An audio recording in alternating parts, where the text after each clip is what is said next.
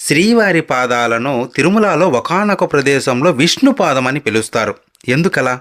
శ్రీనివాస పాదమనో, వెంకటేశ్వర పాదమనో అనలేదు. ఎందుకంటే దీని వెనుక ఒక చరిత్ర ఉంది. శ్రీనివాసుడు కలియుగ ప్రత్యక్ష దైవం అని తెలుసు. కలియుగ ప్రారంభంలో స్వామి అవతారం తీసుకున్న విషయం కూడా మనకు తెలుసు. కానీ విష్ణు పాదం తిరుమలలో శిలాతోరణం దాటిందే. ఇంకా ముందుకు వెళ్తే ఎత్తైన నారాయణాద్రి పర్వతంపై ఈ పాదాలు చూడవచ్చు.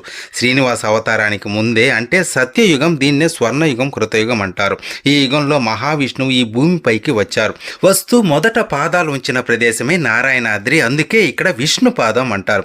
ఈ విషయాన్ని పద్మపురాణంలో ఇలా తెలియజేశారు. ఆది కాలం కృతయుగమందు జంబూ ద్వీపంలో భారతవర్షంలో గంగకు దక్షిణాన 200 యోజనాల దూరంలో తూర్పు సముద్రానికి పడమరయందు భాద్రపద మాసంలో విష్ణు తిథి ద్వాదశి యందు సిద్ధయోగం సోమవారం నాడు నారాయణాయను పేరు గల కొండ మీద స్వామి పుష్కరిణి తీరాన దేవతల చేత మునుల చేత ప్రార్థించబడి ఆ విష్ణువు అవతరించాడు అని తెలియజేశారు.